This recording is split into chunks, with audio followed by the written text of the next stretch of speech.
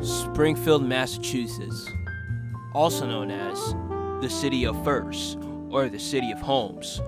For a small city with historical context, citizens here often don't know how much came from Springfield. Sometimes, you just need to learn the history of your own surroundings. Even in the dark, things that seem abnormal from your surroundings are still possible to view, even when there's no context.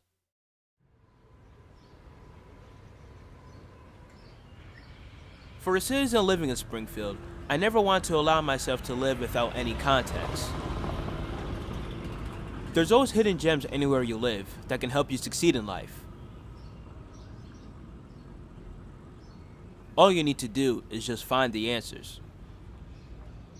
Even if the answers are as simple as ice cream. My name is Zul Manzi, and I'm ready to find the answers.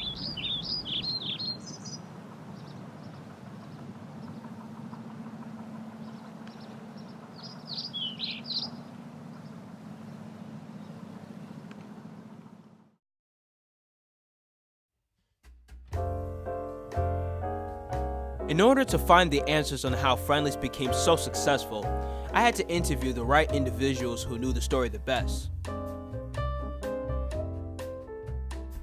And there was no better people to interview other than Friendly's historian Rose Slate, and of course, the two men who started Friendly's, S. Presley and Curtis Blake, also known as the Blake Brothers.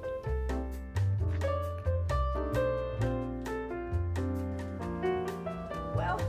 Oh, thank you. Summer. Thanks so much. Nice to see. 1935, the exact middle year when the United States was going through the Great Depression. Curtis and Press's father, Herbert Blake, was working as a sales manager for Standard Electric Time Company. Meanwhile, their mother Ethel was figuring out ways how to keep her boys self-sufficient. In 1929 to 1939, the Great Depression, how did they manage to go through the Great Depression? Well, my father was working, and he was smart enough so that he never got laid off. His salary dropped, but he never got laid off. Obviously, the Blake brothers, their mother was Ethel the one. Blake. Ethel Blake Yep. was the one who was kind of like pushed them to say, hey, you guys, it's the Great Depression. Instead of finding a job, you can create your own job. You couldn't find a job because job lines gave way for bread lines. There were just not enough jobs back then. And she thought, if they can't find a job, we're going to create a job. And she truly felt idle hands were the devil's workshop, and she was not going to let her boys stay idle. And the Iceman told her, my mother was a great talker, and so was he. He told my mother, there was a guy on the other side of town, had an ice cream shop. He made his own ice cream and sold it like crazy. So she looked at it and found out where he bought the freezer. He sold my mother and father on an ice cream freezer. A small ice cream freezer. Put it in a storefront, make the ice cream right there, and make a better product because we made it every night, sold it the next day.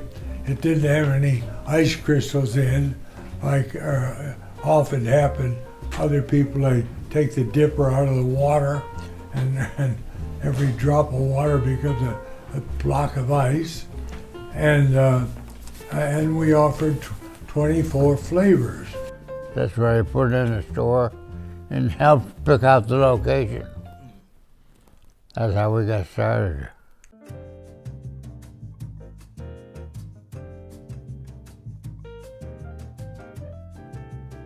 So ladies and gentlemen, I'm here on Boston Road in Springfield, Massachusetts, where the original Friendly restaurant was located back in 1935.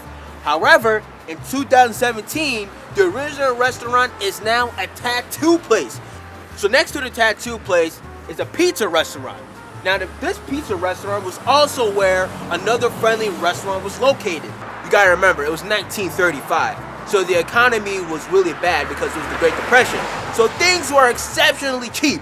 If you want to now have a first restaurant in 2017, you gotta sell some lemonades for 25 cents with some cardboards outside. That's just the truth. In the early years, the Blake brothers had to build their company with their own hands. For only $16, Press carved their first friendly sign out of wood.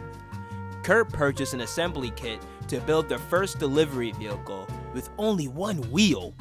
With little resources, the brothers relied on their diverse talents to establish their early successes. However, as the company grew, the brothers still faced hardship. My brother and I, our skills, they meshed and complemented each other beautifully. When I got drafted in February of '42, I had to go to Alabama and basic training, infantry basic training, and that left my brother with the two original shops to operate. And he alone, he came up, he deserves all the credit for coming up with a share of the profit scheme. We thoroughly believe in sharing the profits with the people who help create the profits. A lot of people believe that success happens quickly, and a lot of people expect to be successful so quickly. Obviously, that's not the case. Right. And with the Blake brothers, in terms of like the timing, I mean, obviously during World War II, they had to close. Yes, they did close.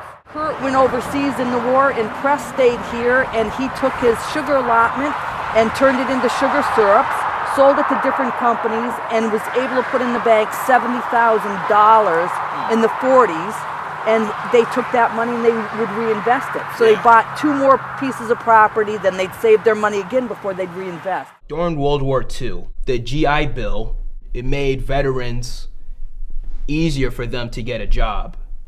How important was that to make Friendly a better company? Returning veterans get a job.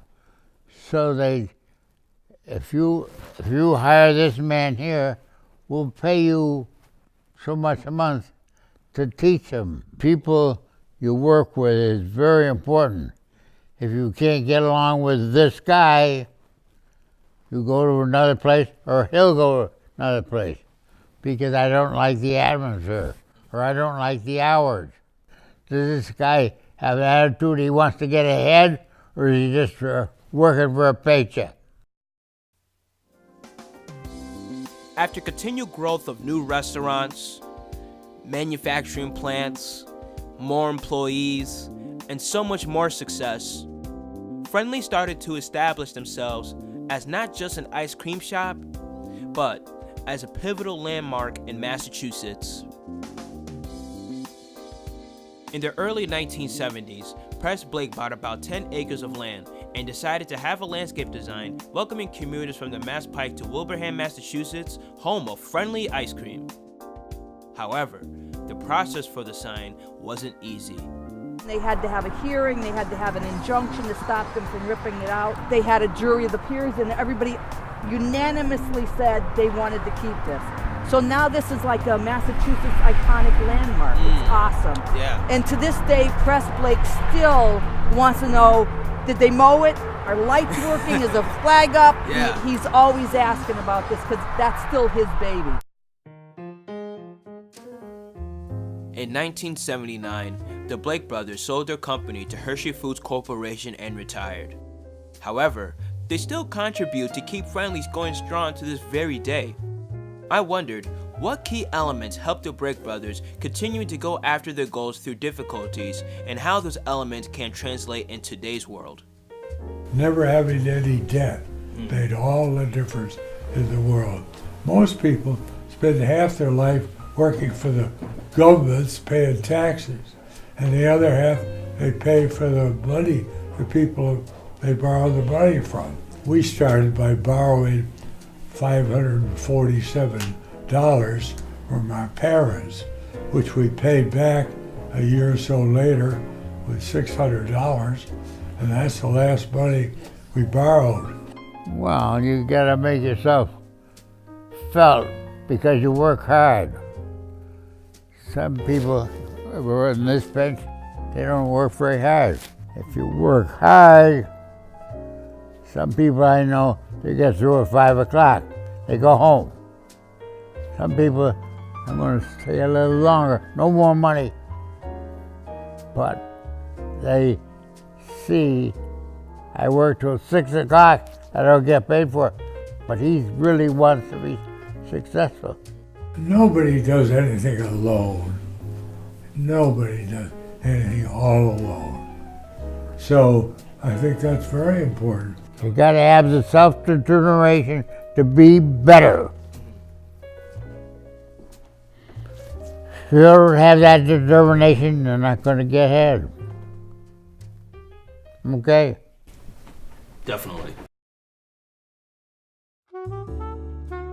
The Blake brothers helped me find the context that I was looking for. Some say there's no inspiration in a city like Springfield, Massachusetts. But I say, all you need to do is just find the answers. Their perseverance and efforts helped them become part of Springfield's historical landscape. They have changed lives all throughout the city and beyond, and they did all this by starting out with one ice cream parlor. They built themselves one scoop at a time. And the best way to soak up my experience is to sit here and eat coffee ice cream, which was one of the original flavors created by the person who told them to start their company, their mother, Ethel Blake.